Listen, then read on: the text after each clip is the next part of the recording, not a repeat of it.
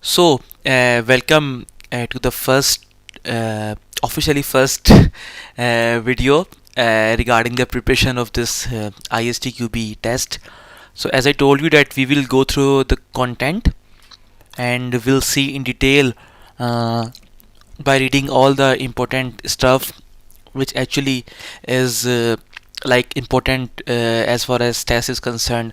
So first of all, in the start of every chapter you have some keywords which are mentioned actually, and you have to, like, it is a kind of summary which you through which you will come to know that which topics you are gonna cover during each chapter. So for example, in the first chapter we have some kind of coverage, debugging, defect, error, failure, quality assurance. Some keywords are there. So by the end of this chapter you should be able to answer or to tell like what exactly these terms are. So in the first chapter, if you see, we have in total, I will shortly go to the course content actually, so that over there we can see how many topics actually we have in chapter number 1 itself. So in chapter number 1 we have 1.1, like what is testing, then why testing is necessary. 1.2, 1.3 is about 7 testing principles, 1.4 is about test process, and 1.5 is about psychology of testing. So we will try to cover all of these topics, 5 topics, so 5 videos from chapter number 1. So currently we are on the first video, and here we will start what is testing actually, and what are the objective of testing. So software systems are an integral part of life, from business application, e.g. banking, to the consumer product, e.g. cars. Like, software are everywhere. If you are in the world, you have a mobile phone with you, you have a laptop with you, so everywhere there is a software. Most people have an experience with the software that did not work as expected. Sometime we have a software which is not working as we are expecting. So what is the problem actually? That means that this software is of poor quality, it is not fulfilling the requirements of the customer, and maybe it is not tested properly. So software that does not work correctly can lead to many problems, including loss of money, time, or business reputation, and even injury or death. So if your software is not working properly, then sometime it costs you money, sometime it costs you your reputation as well, and even sometime injury or death. In aeroplanes, in cars, everywhere, in electronic items, we have the software installed. Even if I will take an example of automotive domain. If your braking system, the software braking system, is not working properly as it is expected, then you will have some real problems. So that's why software testing is a way to assess the quality of the software and to reduce the risk of software failure in operation. So during operation, maybe there are some failure of the software. So you have to test. As the software is completed, you have to test it first, and then only you can take it to the production. So testing is very important as far as your public reputation is concerned, or your safety, or your life is concerned. Common misinterception of testing is that it only consists of running test. We have I executing the software and checking the results. We have a very common misconception that what does exactly testing mean. That means that we are running some test cases. We have the code, and we have drive some test cases, and we are running the test cases to see if the software is working or not. But actually, the software testing is a process. It's not only about running the test cases. We will see more details in upcoming chapters that it's a kind of steps. Software testing has some steps, and if you say execution of your test cases, actually it's one of the steps of your software testing. Software testing is a huge domain. Like, even you can go for we will see what is static testing, and running the test cases is dynamic testing. So we will see in detail about all of this in upcoming chapters. In section 1.4 they will tell that software testing is a process which include many different activities. So test execution like checking of result is only one of these activities. For example, you have requirements ready, then you can review it, you can read that if the requirements are fulfilling the customer requirements as well, or you see the requirements, the written document, it could be a Word document, it could be a PDF document, or whatever tool you are using.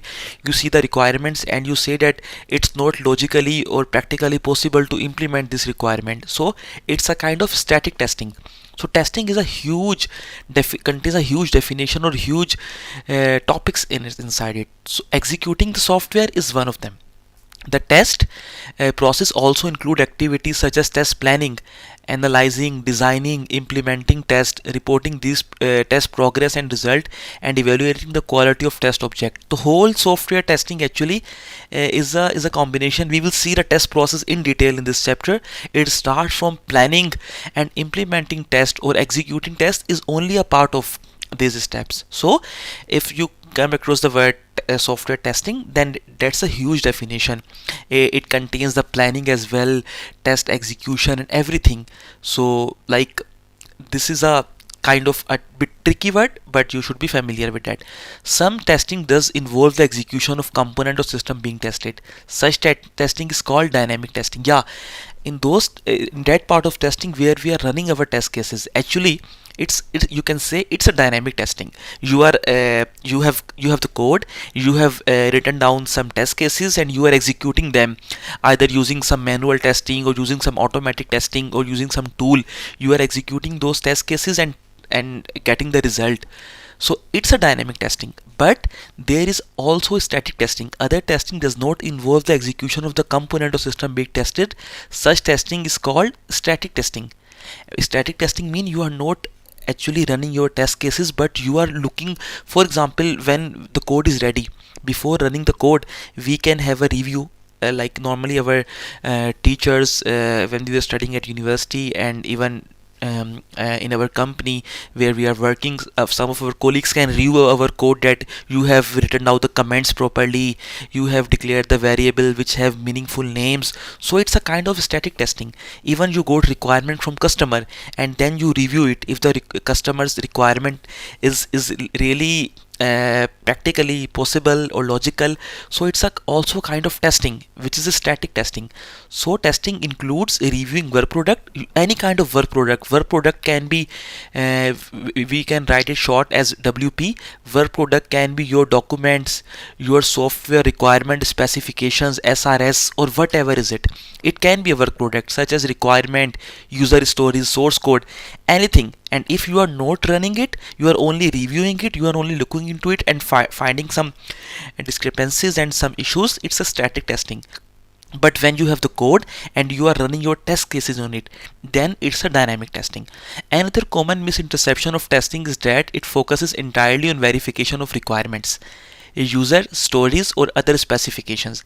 Like they are saying here, like there is another misperception about the testing, that it only focus on the verification of the requirement, user stories, or other specification. That like, if we are only verifying user has given this requirement, our code is fulfilling those requirement or not. But while testing does involve checking whether the system meets specified requirements, it also involves validation, which is checking whether the system will meet user and other stakeholder needs in the operational environment. So there are actually two different terms. One is verification, in which actually you see that the software you have developed is working properly, it is getting the exact values from the database, or my test environment is working as expected, and you are looking into everything. But when it comes to the validation means that either if still my software is working perfectly, there is no bug in the code, but still is it fulfilling the requirement of the customer, will my customer be satisfied with that? So then this term, to fulfill the customer requirement, it's called validation, which is checking whether a system will meet user and other stakeholder needs. It's quite possible that your software is bug free, typically, like you say, it's working properly, but maybe your customer is not satisfied with the product. So you have to keep two things in mind. One is verification, in which you verify your software is working properly, it is interfacing with other modules properly. That is your internal checking. And then, as per the need of customer, you have to validate it, and it is called validation, which we have seen here, the term. So now we will come to the typical objectives of testing. Actually, what are the objectives of testing? What exactly, when we are planning for a testing, then uh, what should be our objectives? So objectives could be to prevent defects by evaluating work products such as requirement, user stories, design, and code. Actually, testing, as I told you, testing can be static, in which you will review your work product, you will review your requirement, your code, your user stories, your epics. We will see all of these terms in detail in future. And then there is a dynamic testing, actually, in which we will run our code. So if the objective of testing actually is that you have to prevent defects, by evaluating your work products, you see your work products, which could be requirement, user stories, your design, high level design, low level design. We will see everything in detail in chapter number 2 as well, and code. So actually, a typical objective of testing, the main objective is to find the defects, and like this is the responsibility of testing team to prove that faults will cause some failures, to find the defects either in the work products, in the code, or even in the requirement, or anywhere, using techniques of static testing or dynamic testing. Then, to verify whether all specified requirements have been fulfilled. This is also a kind of requirement. You got requirement from customer, and then you modified it for the high level design. And so you should know the fact that either your all of the requirements are fulfilling the customer needs. This you can also do when your requirements are ready. Then the other objective is to check whether the test object is complete. You also need to check that your test object, actually the thing which you are testing, is complete. Test object is a basic term. Anything which you are going to test, normally it is known as test object. So we have to see that our test object which we are testing is complete, and validate if it works as the user and other stakeholder expect. To build confidence in the level of quality of the test object, even by doing this testing, actually you are sure that your quality of your test object, either it can be your requirements, or you can say your code, it has no bugs in it, no ambiguity in it. So then you will have confidence that now you can go ahead, actually, with your test object.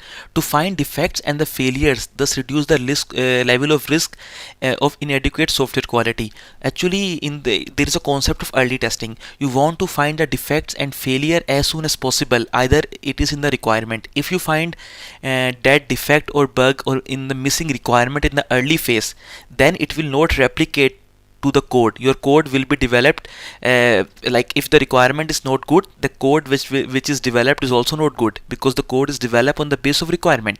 So that could be a risk. So that's why, thorough testing, you can find defects and failures, and risk of inadequate software quality will be reduced. Even you can provide sufficient information to stakeholders to allow them to make informed decisions.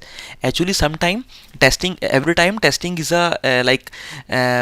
is a good process which help us to provide information to the stakeholders that your product is not ready to release. You need two or three more weeks, because we are working on the quality of the software. So maybe you can provide some very important information which is related to the final decision of the release, especially regarding the level of quality of the test object. To comply, sometimes the objective of testing could be to comply with contractual, legal, or regularity requirement or standard, and to verify the test object complies with such requirement or standard. Sometimes when you are developing a software, then customer has also signed a contract with you that you will test it, verify it, and validate it. So it's a kind of contractual requirement. And even if customer is not saying to you that you need to test the software, in some countries we have some laws, safety laws. If you are working in automotive domain, then you have some safety protocols. So as per the law of the country, you have to do the testing. So sometimes objective of testing is to meet the its standard requirement as well. So the objective of testing can vary depending upon the context of component or system being tested.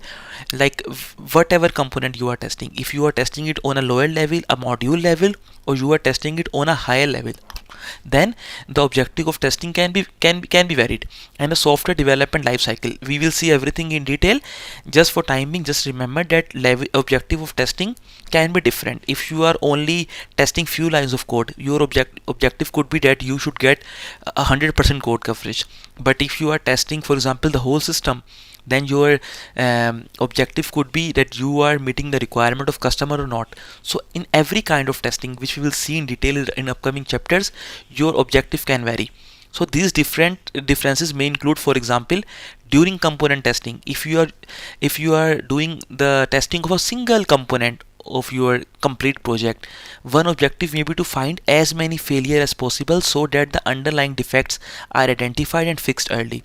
So it is one of the objective of component testing. Another objective may be to increase code coverage of the component test. For example, in your component you have 10 line of codes. So this is a very basic unit of your whole project. You will test it and will try to find as many bugs as possible, because when you will integrate two different components, it is component number 1, it is component number 2. If there is a bug in this component, it will replicate to the next component. So like goal of the testing could be different. Objective in the component testing, your goal could be to find as many failure as possible and to increase the code coverage. And during acceptance testing, which is the final phase of testing, I will explain you all of these things in future. One objective may be to confirm that system work as expected. Like customer is with you, he is going to accept the product and acceptance testing is going on. So maybe during acceptance testing we will not see that code coverage is 100%, and for example but we will see that it is working as expected and satisfy the requirement. Another objective of this testing may be to give information to the stakeholder about the risk of releasing the system at a given time. So when customer is with you and you are showing him the final product and telling him maybe some testing is left and we have to improve the code, so kindly give us 2 more weeks. Don't plan to release this code or this software within 2 weeks. So this testing can provide some decision making information to the stakeholders itself. So like the risk of releasing something, you can tell them during acceptance testing that to the customer when he is with you on your site and you are showing him your product and telling him, yeah, it's a bit tricky to release within upcoming weeks. So maybe you have to think about it and you can postpone the this release maybe to next 3 or 4 weeks. So actually these are the objective of testing.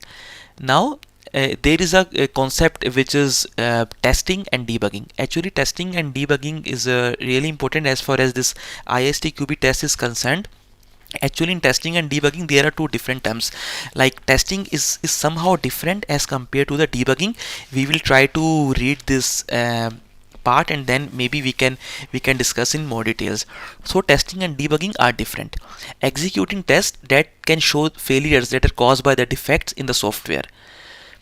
So actually testing is you are running your test cases on your code and trying to find the defects in that. If defect is reported, then you will tell the developer.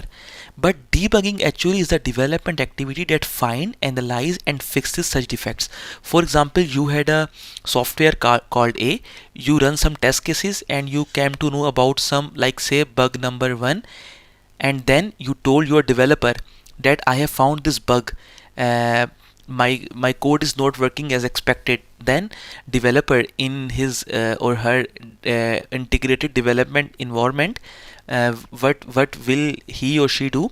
That will try to run the code, debug the code, and will try to find the defect and fix it. So this is the term. Actually debugging actually identify where the problem exactly is, and testing tells you there is a problem in the code.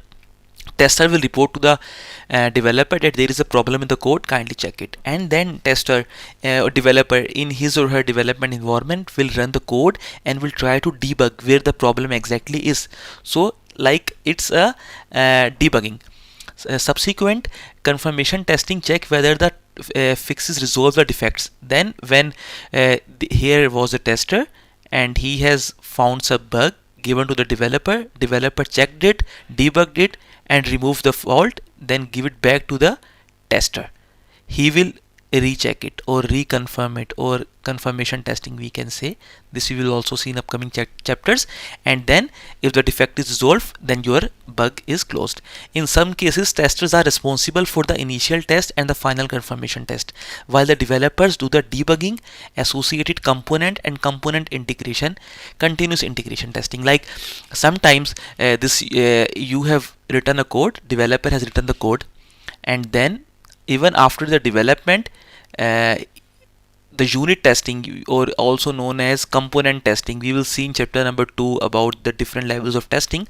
So maybe sometime in some project, developer does the development plus unit testing as well, and finds the problem. However, in agile development and in some other software development lifecycle, tester may involved in debugging and component testing. It's quite possible. Agile is a we will see in chapter number 2. Agile is a software development lifecycle methodology which is used to develop any software. So it is possible that in some cases testers are responsible to do the unit testing, and then they find some bug, they give it to developer, he debug it, fix the defect, give it back to the tester, he will run it, confirm it, and it's done. But in some agile development methods, it's like this: we have developer develop the code and also does the unit testing on it and find the bug and fix it. So it's a kind of different thing. So just for time being, just remember that debugging actually is to identify the cause of defect and remove the bug or defect. Here I will tell you a very important thing, that just remember this: bug, defect, or fault. You can call this as B, F, D, or whatever you want. B, D, F. Bug, defect, and fault, they all are the same thing, same name. Like there is a bug in the code, there is a defect in the code, there is a fault in the code. These all are the same terms. We will see in more detail in the upcoming section, I think 1.3, in more detail about the bug, defect, and faults. Just for timing, just remember that these all are the same names. And debugging is about running a test, debugging your finding the defect in the code, or bug in the code, or fault in the code, and removing it. And testing is to execute a test case and try to find the fault in the code. So this was section 1.1 which we have completed. Now in the next video we will move to section 1.2, which is about why is testing necessary.